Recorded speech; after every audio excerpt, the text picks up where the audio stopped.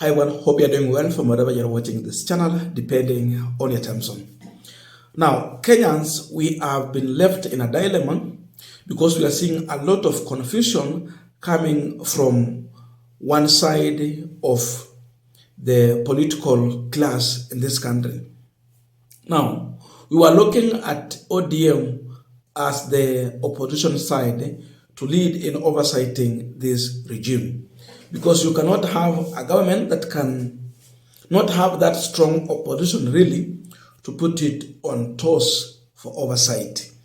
The people who sit in that shoes is the political party or coalition that emerged number 2, that can have enough numbers of members of parliament. You know, the difference in numbers were very little. The senators and all that. So ODM was fitting there. They crossed. But then we are getting into a mixed reaction when you hear the majority leader in the National Assembly, Junet Mohammed, saying something different from what, not majority actually, minority, from the minority leader in the Senate, Stureh Punchline, is also saying. Remember what Junet talked about, those who are criticizing the government, the post that Kenyans were sharing, as if they are disrespecting the president. Now, the minority leader, Stureh Punchline, has come out to warn the president about forceful disappearance. And he's warning that if the president will not stop the ongoing abduction, then he might end up leading the nationwide demonstration in this country. Stureh Punchline is even referring to William RUTO leadership, the style of leadership to the Moi era. He's doing a comparison. In fact, he goes on to say that heri Moi kuliko RUTO, kwa sababu mheshimiwa RUTO anaenda kushika vijana wadogo, youth. Moi was going for the elder class. Moi was going for senior citizens, but not young people like what this regime is doing. He feels so much absurd when women come out to cry about the abduction and the forceful disappearance of their children. And here is his message, which seemingly contradicts Junet Mohammed's statement. So, where is ODM? Any form of abduction or any form of disappearance of a Kenyan is a huge offense, and it all falls back to the government. And basically the person who bears the brunt is the head of state. Hivi sasa tunaona ya kwamba serikali hii hailindi maisha ya Wakenya, hususan vijana. Vijana 82 ni watu wengi sana, ni familia nyingi sana ambazo hivi sasa zimekosa vijana wao kwa nyumba. No Kenyan with his own mind will support any abduction by police. It is very bad. It is not supported by any law, and therefore it should stop. And I'm appealing to the president. Mr. President, do what you say. Don't just say it and leave it there. Now do what you say.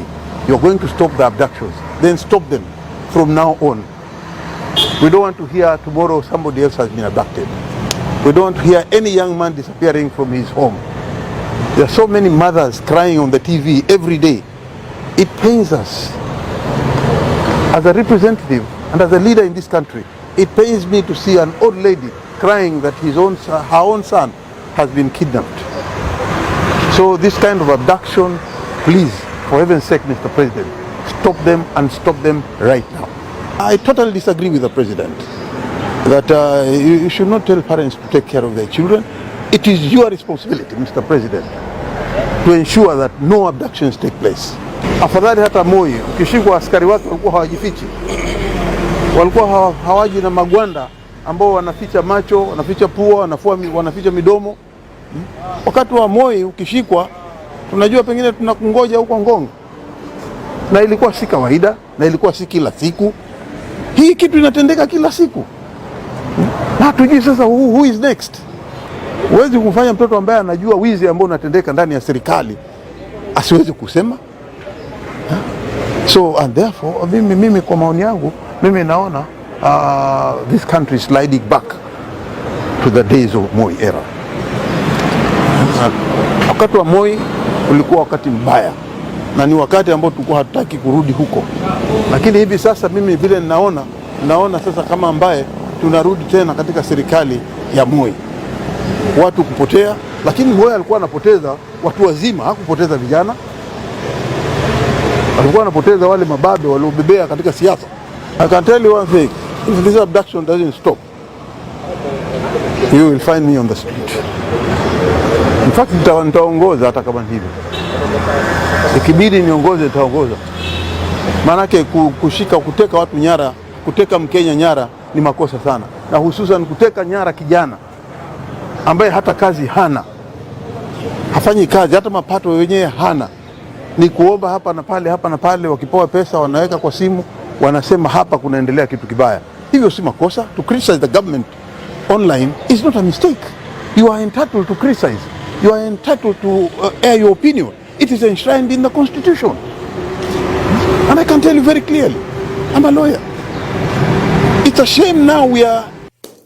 Now, as we continue with the panel discussion, just a quick request for those who are watching this channel and you have not yet subscribed, please consider subscribing.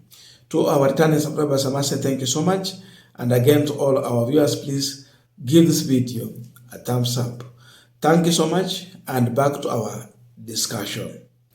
Now, according to Senator Stewart Matsayo, this government does not protect the lives of Kenyans. He got angry with the statement from the president, and I had already analyzed in a different video. Now you can see where I agree with the Senator Stewart Matsayo, that when the president said that parents should take care of their children, he might be right, but we are asking, where is the government? Who should take care of Kenyans? Who has been mandated with that? By the fact that he was reducing that role to the parents, it means the government was going to do the opposite. And indeed, that is what they are doing.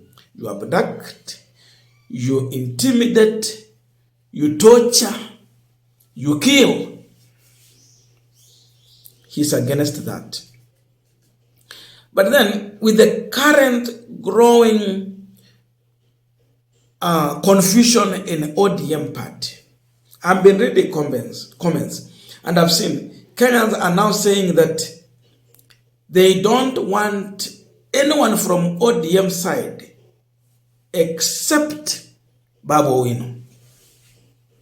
That if Babu Owino will come and say that I will lead protest, they are ready.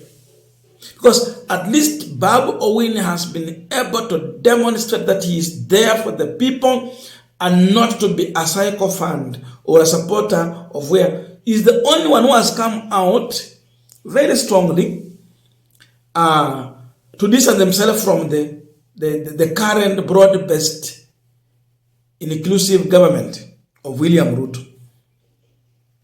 I think it is an inclusive of political class, but not inclusive of the common manage. That is it. Because you look at that, you just see few individuals from the ODM side that in the government. Kuna wengine tu kwa hii chama, kwa mfano kama Honorable Atandi, who has come out here to say that he will support everything from the government side, whether it's good or bad. He don't want to care. It's only Babu Owino has come out to oversight this government, stand with the people, and distance themselves from this broad-based something. So with this confusion, the only person that Kenyans are comfortable with, Babu Owino. The rest, no, a big no. And that is then what brings in the division in ODM party. Junet Mohammed, National Assembly, minority leader, opposition leader, busy defending William Ruto, busy standing with Ruto, busy warning Kenyans against oversighting the government or speaking about the president. He has become a foot soldier of the president. Then you go to the Senate. At least Senate is a little bit disciplined. Minority leader, that is opposition leader, Stewart Masayo, threatening to lead a protest if the president will not hear what we are talking about. Goes ahead to compare Ruto to Moi and even prefer Moi against Ruto. Now that is a clear confusion that we have been subjected to. And when it reaches here, it's time now we stand on our own and forget about all these politicians. They don't mean good for us, apart from few. In fact, apart from a few politicians like Babu Owino, who has demonstrated as of now that at least they can stand for something, defend it, and go in that direction. So that is the current situation we are in as of now. I don't know your views, but let us know in the comment section to continue with this discussion. Thank you so much. See you in our next video. But please, if you have been able to reach this far, then just consider to subscribe if you have not yet subscribed. I think it's going to be better. We had hoped to hit 70,000 subscribers this year, but unfortunately we've been unable to do so. But I see we are now turning 67,000. We just shy by 3,000, but I hope we will achieve our goals as we move forward.